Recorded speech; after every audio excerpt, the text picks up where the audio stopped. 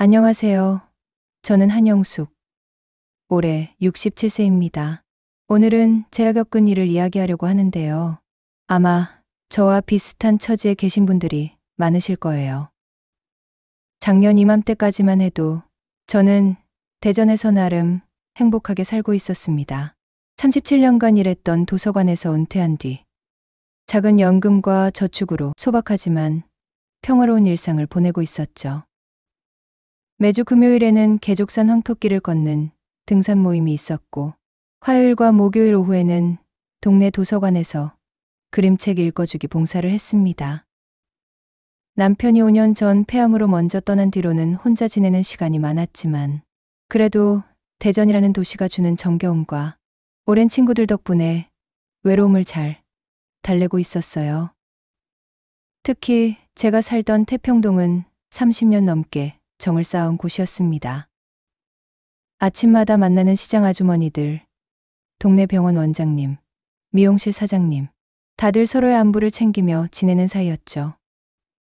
김장철이면 함께 김치를 담그고, 누군가 아프면 죽을 끓여 나르고, 경조사가 있으면 십시일반 마음을 모으는 그런 끈끈한 정이 있는 곳이었습니다. 그런데 작년 11월 어느 날 아들 진우에게서 전화가 왔습니다. 평소와 달리 조심스러운 목소리로 오늘 떼더니 저에게 서울로 올라오는 게 어떻겠냐고 물었죠. 처음엔 귀를 의심했습니다. 진우는 결혼하고 나서 명절 때나 겨우 얼굴을 비추는 아들이었거든요. 바쁘다는 걸 알기에 그러려니 했습니다. 젊은 것이 가족 부양하겠다고 애쓰는 모습이 안쓰러워서요. 그런 아들이 갑자기 가까이 살자고 하니 뭔가 이상한 낌새가 있는 건 아닌가 싶었어요. 별의별 생각이 다 들었죠. 하지만 아들의 다음 말에 그런 걱정은 눈 녹듯 사라졌습니다. 지우가 할머니 보고 싶다고 매일 그래요. 손녀 지우. 그 이름만 들어도 가슴이 따뜻해지는 내 새끼. 태어났을 때부터 유난히 예뻤던 아이였어요. 베네짓 할 때 보였던 그 환한 미소. 처음으로 할머니라고 불렀을 때의 감동. 뒤뚱뒤뚱 걸어와 품에 안기던 그 촉감. 모든 게 생생했습니다. 하지만 바쁜 아들 내외 때문에 자주 보지 못했죠. 영상통화로만 만나는 손녀는 늘 아쉬웠습니다. 며느리 소연이가 전화를 바꿔받아 더 자세한 이야기를 들려줬습니다. 자기네 아파트 바로 옆에 깨끗한 원룸이 나왔는데 보증금과 월세는 자기들이 부담할 테니 부담 갖지 말라고 했어요. 그리고 덧붙였죠. 자기가 카페를 운영하느라 아침 일찍 나가야 하는데 지우를 좀 봐줄 수 있겠냐고요. 솔직히 그때는 오히려 고마웠습니다. 며느리가 시어머니를 필요로 한다니, 내가 자식에게 도움이 될 수 있다니. 그게 얼마나 뿌듯한 일인지 모릅니다. 나이가 들수록 쓸모없는 사람이 되어간다는 느낌에 우울했던 때도 있었는데 소녀를 돌볼 수 있다는 건 제게 새로운 삶의 의미를 주는 것 같았어요. 물론 주변에서는 만류했습니다. 등산 모임의 정자 언니는 영수가 서울 가서 며느리 눈치 보면서 살 거야? 여기서 편하게 살지 라고 했고, 도서관 봉사 모임의 순옥이는 늙어서 애 보는 게 얼마나 힘든데? 라고 걱정했죠. 하지만 저는 이미 마음이 기울어 있었습니다. 이사 준비를 하면서 37년간의 대전 생활을 정리하는 건 생각보다 힘든 일이었습니다. 남편과 함께 살던 집을 처분하고 살림살이를 정리하고 오래된 물건들을 하나하나 버리거나 나눠주면서 눈물도 많이 흘렸어요. 특히 남편이 생전에 아끼던 등산 용품을 처분할 때는 가슴이 미어졌습니다. 여보, 나 서울 가도 되겠지? 우리 손녀 보러 가는 거야. 라고 빈방에 대고 중얼거렸던 기억이 나네요. 이사하는 날 아침, 진우가 새벽부터 대전으로 차를 몰고 내려왔습니다. 오랜만에 보는 아들은 제가 기억하는 것보다 훨씬 늙어 보였어요. 이마에 주름, 희끗희끗한 머리카락, 지친 표정. 45살이라는 나이가 주는 무게가 고스란히 얼굴에 드러나 있었죠. 짐을 차에 싣고 출발하려는데 동네 친구들이 하나둘 나와서 배웅해 줬습니다. 30년 지기 순자가 꼭 껴안으며 힘들면 언제든 돌아오라고 했을 때는 눈물이 핑 돌았어요. 차가 천천히 동네를 빠져나갈 때 늘 장을 보던 시장, 친구들과 수다 떨던 카페, 매주 아이들을 만나던 도서관이 차창 밖으로 스쳐 지나갔습니다. 37년간 매일 보던 그 풍경들이 그날따라 유난히 소중하게 느껴졌어요. 고속도로를 달리는 내내 진우는 말이 없었습니다. 가끔 엄마 괜찮으세요? 하고 묻는 게 전부였죠. 저도 딱히 할 말이 없었어요. 차창 밖으로 스쳐 지나가는 풍경을 보며 내가 정말 이 길을 가는구나 하는 생각만 들었습니다. 대전을 벗어나 천안을 지나고 성남을 거쳐 서울로 들어서자 풍경이 완전히 달라졌어요. 높은 빌딩들, 복잡한 도로, 빠르게 움직이는 차들, 대전과는 완전히 다른 세계였습니다. 엄마, 거의 다 왔어요. 이 동네는 조용한 편이니까 걱정 안 하셔도 돼요. 진의 말과 달리 제 눈에 비친 서울은 전혀 조용해 보이지 않았습니다. 수백 세대가 빼곡히 들어선 고층 아파트들이 하늘을 가리고 있었어요. 원룸에 도착했을 때 소연이가 현관에서 기다리고 있었습니다. 화장기 없는 얼굴에 피곤함이 역력했지만 그래도 미소를 지으려 노력하는 게 보였어요. 그런데 그 미소가 왠지 어색했습니다. 진심에서 우러나온 환영이라기보다는 의무적으로 지어야 하는 미소 같았달까요? 집안을 둘러보니 작지만 깔끔했습니다. 기본적인 가구와 가전제품이 다 갖춰져 있었고 침구류도 새 것이었어요. 진우 부부가 신경을 많이 쓴 게 느껴졌죠. 하지만 동시에 이 깔끔함이 주는 차가움도 있었습니다. 아무런 흔적도 추억도 없는 텅 빈 공간. 마치 호텔 같은 느낌이었어요. 어머니, 집은 마음에 드세요? 그리고 이거, 소연이가 A4 용지를 내밀었습니다. 지휘의 일정표라는 제목이 있었고 시간대별로 촘촘히 짜인 스케줄이 빼곡했습니다. 7시 반 기상부터 8시 반 취침까지 유치원, 영어, 피아노, 태권도, 미술학원으로 빼곡했습니다. 또 다른 종이에는 주의사항이 적혀 있었어요. 간식 종류, TV는 하루 30분, 스마트폰 금지, 외출 시 카톡으로 위치만 알려달라는 메모까지. 어머니, 다 외우실 필요는 없고 참고만 해주세요. 말투는 정중했지만 사무적이었습니다. 아, 그리고 어머니, 내일부터 아침 6시 반에는 와주셔야 해요. 저는 7시에 카페로 나가야 하거든요.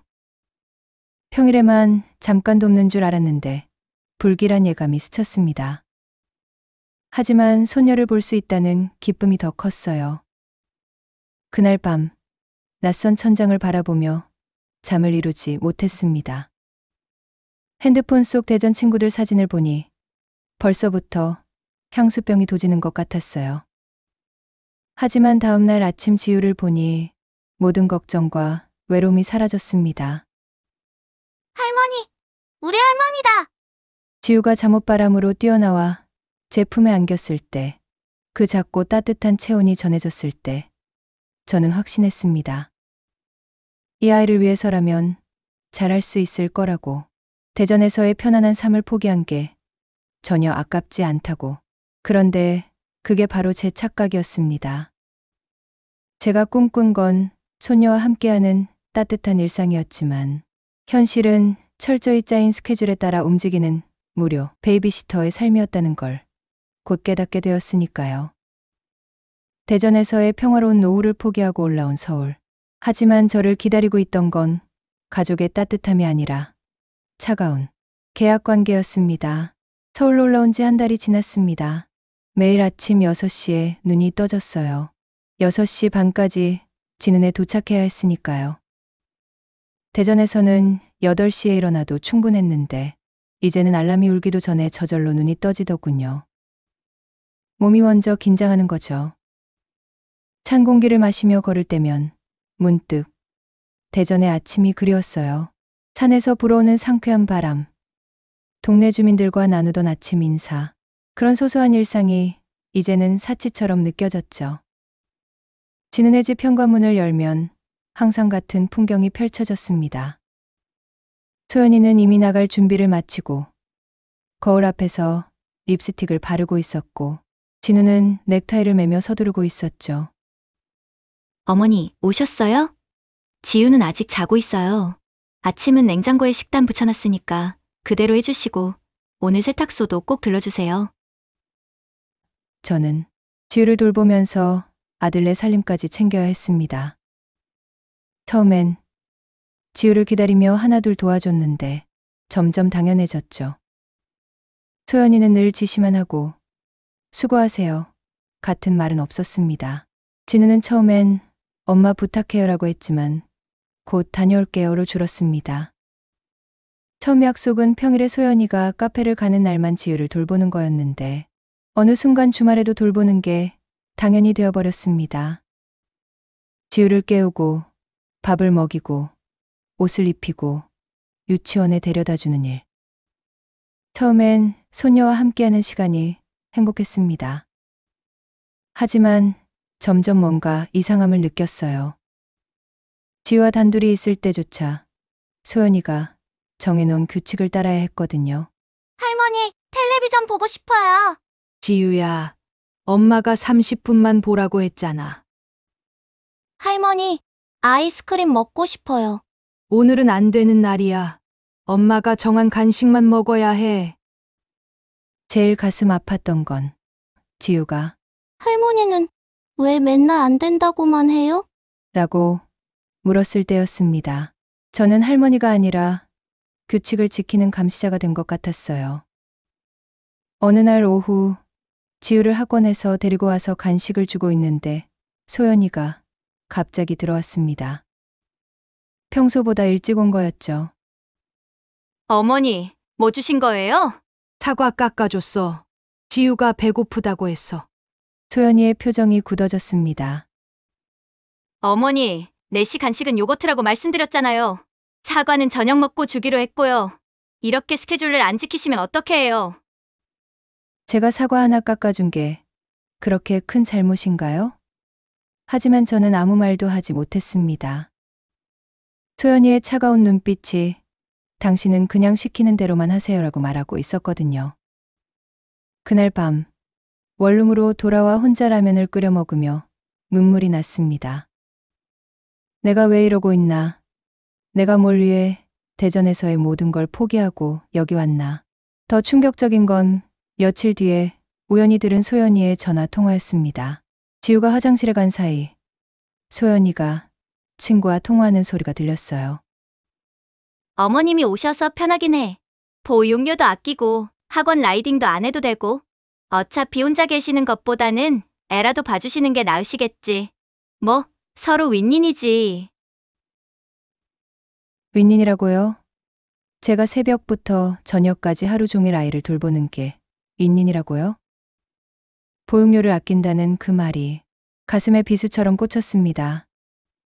그때 깨달았어요. 저는 가족이 아니라 무료 베이비시터였다는 것을. 며느리에게 저는 그저 경제적 이득을 주는 편리한 존재일 뿐이었다는 것을. 하지만 지우의 할머니 사랑해요라는 한마디에 모든 서러움을 삼켜야 했습니다. 이 아이만큼은 진심으로 저를 필요로 한다고 그렇게 스스로를 위로하면서요. 그런데 정말 그럴까요? 아니면 제가 또 착각하고 있는 걸까요? 서울로 올라온 지 3달째 되던 날이었습니다. 그날따라 유난히 피곤했어요. 전날 지우가 감기에 걸려서 밤새 보채는 바람에 진훈의 집에서 밤을 새웠거든요. 소연이는 어머니가 계셔서 다행이에요. 저는 내일 행사가 있는 날이라 잠을 자둬야 하거든요. 라며 안방 문을 닫아버렸고 진우는 저는 내일 중요한 미팅이 있어요. 라며 서재로 들어갔습니다. 결국 저 혼자 거실에서 지우를 안고 밤을 지새웠죠. 아이가 힘들어할 때마다 이마를 짚어보고 물을 먹이고 토닥여주면서요. 새벽 4시쯤 되어서야 겨우 잠든 지우를 소파에 눕히고 잠깐 눈을 붙였는데 6시에 소연이가 나와서 깨웠습니다. 어머니, 지우, 열은 떨어졌어요? 오늘 유치원은 보내야 하는데. 애가 밤새 힘들어했어. 오늘 하루는 쉬게 하는 게 어머니, 이제 곧 테스트가 있대요. 열 내렸으면 가는 게 좋을 것 같아요. 제가 밤새 아이를 돌본 것에 대한 고마움은 전혀 없었습니다. 오히려 당연한 일인 것처럼, 아니 제가 해야 할 의무인 것처럼 말했죠. 그날 오후 완전히 지쳐서 겨우 집에 돌아왔는데 핸드폰이 울렸습니다. 대전 친구 순자였죠. 언니 이번 주말에 우리 다 같이 모이기로 했어. 언니도 내려와. 순자야, 나 못 가. 주말에도 지우 봐줘야 해. 주말에도? 아니, 언니가 무슨 보모야? 순자의 말에 갑자기 눈물이 터졌습니다. 그동안 참고 있던 게 한꺼번에 쏟아져 나왔어요. 순자는 제 울음소리에 놀라 계속 위로했지만 저는 말을 잇지 못했습니다. 며칠 뒤 저는 용기를 내서 소연이에게 말했습니다. 소연아, 주말 하루라도 나에게 개인 시간을 줄 수 있을까? 소연이 표정이 차갑게 변했습니다. 어머니, 저희가 월세도 드리고 있고 생활비도 보태드리고 있잖아요. 사실 보모 고용하는 것보다 더 들어요. 그런데 가족이니까 이렇게 하는 거예요. 그리고 어머니도 지우랑 시간 보내고 싶으시다고 하셨고요. 그 순간 저는 월세와 생활비가 노동의 대가였다는 사실을 깨달았습니다. 그리고 어머니, 혹시 대전 내려가실 거면 미리 말씀해 주세요. 저희도 다른 방법을 찾아야 하니까. 협박이었습니다. 노골적인 협박. 시키는 대로 하지 않으면 당신은 필요 없다는. 그날 밤 저는 진우에게 전화했습니다. 진우야, 엄마가 너무 힘들어. 이렇게 사는 게 맞는 거니? 죄송해요, 엄마. 소연이가 요즘 카페 일 때문에 예민해서 그래요. 조금만 참아주세요. 진우야, 엄마도 사람이야. 이렇게 부려먹는 게 맞니? 부려먹다니요, 엄마. 저희가 얼마나 감사하게 생각하는데. 그럼 왜 소연이는 나를 직원 대하듯 하니? 너는 그걸 보고도 아무 말도 안 하고. 진우는 한참 침묵하다가 한숨을 쉬며 말했습니다. 엄마, 사실 저도 힘들어요. 회사에서는 구조조정 얘기가 나오고, 집에서는 소연이가 카페 적자라고 스트레스 받고, 엄마가 계셔서 그나마 버티는 거예요. 처음으로 아들의 솔직한 심정을 들었지만 그게 위로가 되지는 않았습니다. 결국 저는 이 가족의 버팀목이 아니라 그들이 기대고 있는 기둥일 뿐이었으니까요. 며칠 뒤 아침, 진은의 집에 갔더니 현관에 여행 가방 2개가 있었습니다. 이번 주말부터 5일간 베트남 다녀오려고요. 작년에 미리 결제해서 취소도 안 되는 여행이라 어쩔 수 없네요. 그 말이 저에겐 위로가 되진 않았습니다. 그들의 가족 여행에 저는 없었으니까요. 죄송해요, 어머니. 이 기회에 어머니는 편하게 쉬세요. 오랜만에 혼자 시간 가지세요. 소연이의 말투는 친절했지만 저는 알 수 있었어요. 이건 배려가 아니라 배제였다는 것을. 애들이 떠난 뒤 텅 빈 원룸에 홀로 앉아 있으니 모든 게 명확해졌습니다. 저는 필요할 때만 불러내는 도구였고 그들의 진짜 가족 시간에는 필요 없는 존재였던 거죠. 창밖을 보니 서울의 하늘이 유난히 회색빛이었습니다. 대전의 따뜻한 하늘이 그곳에서의 소박하지만 존중받던 삶이 그리웠어요. 내가 왜 이러고 있는 거야? 내 남은 인생을 이렇게 사는 게 맞는 거야? 그때 핸드폰이 울렸습니다. 발신자를 보니 예상치 못한 사람이었어요. 전화를 건 사람은 미국에 사는 제 막내 동생 영호였습니다. 회사 일 때문에 잠시 한국에 들어와 있었죠. 누나 잘 지내? 갑자기 누나 생각이 나서 전화했어. 영우야, 오랜만이네. 누나 목소리가 왜 그래? 무슨 일 있어? 동생 목소리를 듣자 갑자기 눈물이 났습니다. 그동안 있었던 일들을 주저리주저리 쏟아냈어요. 동생은 조용히 듣더니 한숨을 쉬며 말했습니다. 누나 그렇게 살면 안 돼. 누나 인생이 얼마나 소중한데. 그래도 지우가 누나 나 어제 잠깐 한국 들어왔어. 내일 서울 가는데 만나자. 누나 보고 싶어. 다음 날 원룸 근처 카페에서 동생을 만났습니다. 5년 만에 보는 동생은 많이 늙었지만 여전히 따뜻한 미소를 짓고 있었어요. 누나 많이 수척해졌네. 그동안 고생 많았구나. 동생과 이야기를 나누던 중 놀라운 사실을 알게 되었습니다. 누나 매형이 남긴 보험금이랑 아파트 처분한 돈. 다 어떻게 했어? 일부는 진우 집 살 때 보태주고 나머지는 은행에. 얼마나 있어? 제가 금액을 말하자 동생이 놀랐습니다. 누나 그 돈이면 충분히 좋은 실버타운에 들어가서 편하게 살 수 있어. 왜 이렇게 고생해? 진우가 가까이 오라고 해서. 진우가 누나 재산 얼마나 있는지 알아?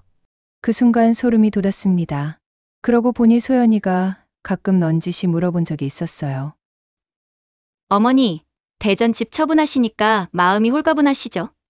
요즘 은행 금리가 너무 낮아서 저축해도 별로던데 어머니는 어떻게 관리하세요? 이런 질문들을 그때는 그저 안부인 줄 알았는데 지금 생각해보니 떠보기였던 것 같아요. 영호가 진지한 표정으로 말했습니다. 노무사 지인한테 물어봤는데 누나가 하는 일을 임금으로 환산하면 월 300만 원이 넘는데 그런데 고작 월세 50만 원 받고 있잖아. 하루 종일 진운에 있는데 생활비가 들면 얼마나 든다고. 저는 점점 제 처지를 자각하기 시작했습니다. 진은혜가 베트남 여행에서 돌아온 지 몇 달 뒤 결국 일이 터졌습니다. 엄마, 소연이 카페가 완전히 망했어요. 적자가 1억이 넘어요. 가끔 카페가 어렵단 말은 하긴 했지만 임대료 인상, 배달 수수료 부담 때문에 버티지 못한 것이었습니다. 소연이가 눈물을 닦으며 조심스럽게 말했습니다. 어머니, 저 정말 죄송한데요. 사실 그동안 어머니께 너무 못되게 굴었죠. 제가 스트레스를 어머니께 푼 것 같아요. 정말 죄송해요. 갑작스러운 사과에 당황했습니다. 그런데 어머니, 정말 염치 없는 부탁인데 혹시 저희가 이 위기를 넘길 수 있게 도와주실 수 없을까요? 어머니께서 여유가 있으시다면 물론 나중에 반드시 갚을게요. 법적으로 차용증도 쓰고 이자도 드릴게요. 진우도 고개를 숙이며 말했습니다. 제가 무능해서 이런 부탁을 드리게 됐어요. 회사에서 승진도 계속 밀리고 월급으로는 대출 이자 갚기도 빠듯해요. 정말 죄송해요. 저는 잠시 침묵했습니다. 그리고 물었죠. 얼마가 필요한데? 7천만 원만 있으면 당장 급한 불은 끌 수 있을 것 같아요.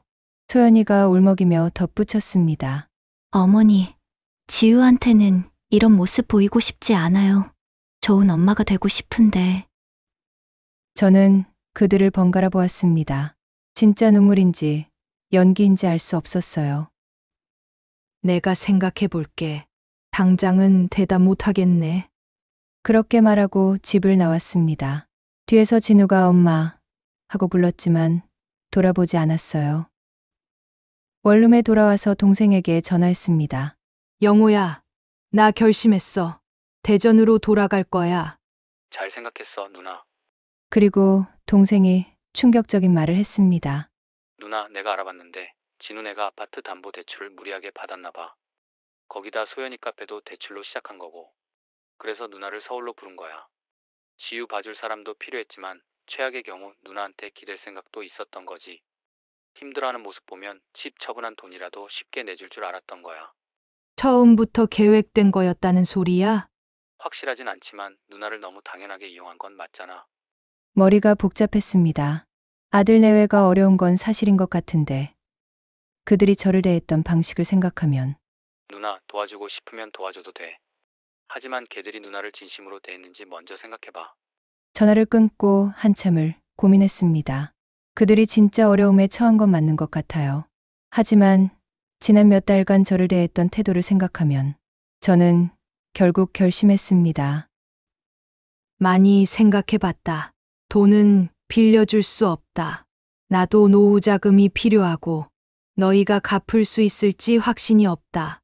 그리고 나는 대전으로 돌아가기로 했다. 문자를 보내고 나니 속이 후련했습니다. 그리고 바로 대전행 기차표를 예매했습니다. 문자를 보낸 직후 진우에게서 수십 통의 전화가 왔습니다. 하지만 받지 않았어요. 소연이도 문자를 보냈죠. 어머니, 제가 정말 잘못했어요. 한 번만 만나주세요. 하지만 저는 흔들리지 않았습니다. 짐을 정리하면서 오히려 마음이 가벼워졌어요. 대전으로 돌아가는 KTX 안에서 창밖을 보며 생각했습니다. 서울에서 보낸 지난 날들이 꿈 같았어요. 아니, 악몽 같았다는 게 더 정확하겠네요. 대전역에 도착했을 때 순자가 마중 나와 있었습니다. 언니, 잘 왔어? 순자의 품에 안기자 그동안 참았던 눈물이 터졌습니다. 서울에서는 한 번도 받아보지 못한 따뜻한 포옹이었어요. 새로 구한 작은 아파트는 서울 원룸보다 훨씬 넓고 밝았습니다. 무엇보다 제 공간이라는 게 좋았어요.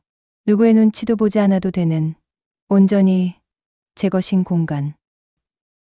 일주일 뒤 뜻밖의 방문객이 찾아왔습니다. 진우와 소연이 그리고 지우였어요.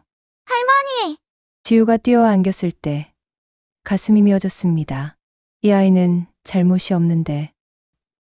소연이가 눈물을 글썽이며 말했습니다. 어머니, 정말 죄송해요. 제가 너무 이기적이었어요. 어머니도 당신의 삶이 있으신데 저희 편의만 생각했어요. 진우도 고개를 숙였습니다. 엄마, 저도 죄송해요. 오히려 엄마를 제가 챙겨드려야 하는데, 그런데 엄마가 안 계시니까 정말 막막해요. 저는 한참을 침묵하다가 말했습니다. 앉아. 차라도 한잔하면서 이야기하자. 차를 마시며 조용히 말을 이었습니다. 나는 이제 여기서 내 삶을 살 거야. 도서관 봉사도 다시 시작했고 친구들과의 모임도 되찾았어. 이게 내가 원하는 삶이야. 그럼 저희는, 지유는 어떻게? 소연이가 불안한 표정으로 물었습니다. 일주일에 한 번 내가 서울 올라갈게. 월요일부터 화요일 등원까지는 내가 지유랑 시간을 보낼게. 호텔을 잡든 찜질방을 가든 내가 알아서 할게. 진우가 놀라며 말했습니다. 엄마가 매주 올라오신다고요? 그건 너무 힘드실 텐데. 내가 하고 싶어 하는 거야. 의무가 아니라 선택으로. 그리고 너희도 베이비시터를 구하든 다른 방법을 찾아. 나는 더 이상 너희 스케줄에 맞춰 살지 않을 거야. 소연이가 조심스럽게 말했습니다. 그럼 급할 때는 어머니께 연락드려도 될까요?